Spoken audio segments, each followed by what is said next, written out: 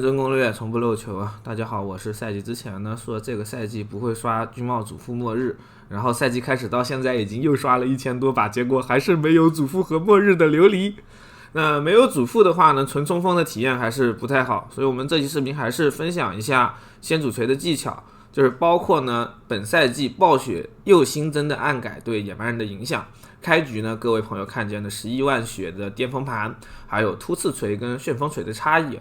我们先来说一说这赛季暴雪的暗改好了。如果你是上个赛季也玩过野蛮人的朋友，你就会发现在当前版本的高层噩梦地下城里，同样甚至超出的坚韧，你也会偶尔暴毙。这是因为除了密库模式的怪物被暴雪稍微加强了一波之外，这个赛季的环境伤害也同样被加强了。尤其是暗影脉冲这个玩意，它又可以重叠了。上个赛季的暗影脉冲两个圆之间是绝对不会相交的，而这个赛季的暗影脉冲呢，只有保证圆心不会重叠，本身它还是存在相交的情况的。具体呢，你可以参考屏幕上的这个图示。赛季的密库里呢，还有一些名为什么什么长老的怪物，这些怪物的伤害它也会比正常的情况高。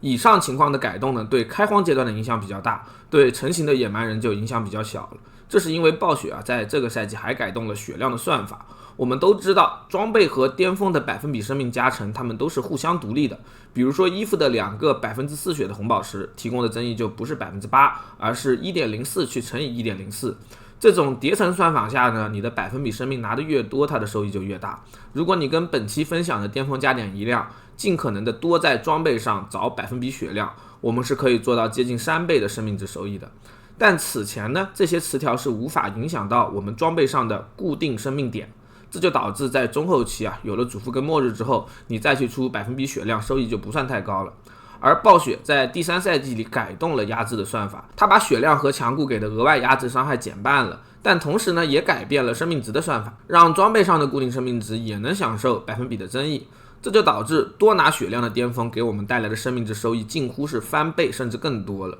屏幕中琉璃使用的这套巅峰就能给我们提供接近3倍的血量收益，即使你没有主副末日军帽，只要你的头、胸和戒指有血量，也能做到城镇内站阶有3万5的生命。高配的情况下可以轻松做到站阶7万以上的血。这个时候如果你喝了生命药水战斗阶段开启挑战怒吼，血量就能来到10万这个恐怖的数据。这种情况下，除了坚韧大幅提升之外，还让装备的生命值压制比也更高了。按照上赛季的算法，我们胸甲戒指的生命值提供的压制伤害只有 60% 左右，而按照现在的算法，它提供的压制伤害在 100% 到 200% 之间。也就是说呢，暴雪对压制这个词缀的削弱，不仅没有影响到野蛮人，反而让野蛮人的压制伤害更高了。所以第3赛季先主锤遭到的削弱，实际上只有不点强化也能额外吃到 30% 增伤的暴力先主锤的 bug 修正。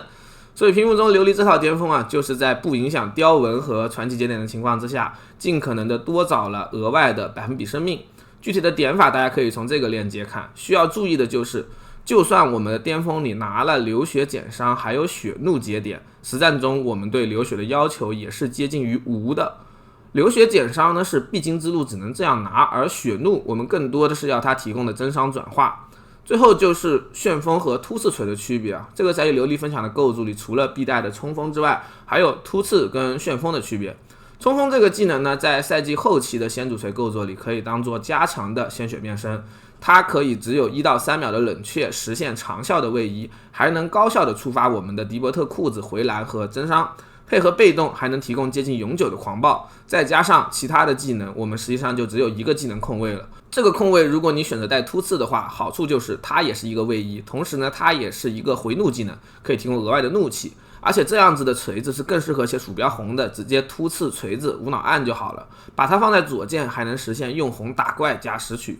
而旋风的优势就是打 BOSS 更快了，因为它也是一个好怒的技能，而且是不会触发压制的效果的。所以呢，我们可以用它来叠项链和戒指，然后稳定的打出必定暴击的压制锤，用来解决赛季密库里100层在4人难度有10亿血量的马法兹之子，或者是4人模式2亿血量的都瑞尔都很不错。不过在其他的情况下，旋风我们是不按的。琉璃这赛季速刷密库的时候呢，都是把旋风给换成腾空斩，遇见 BOSS 了再临时拖上去。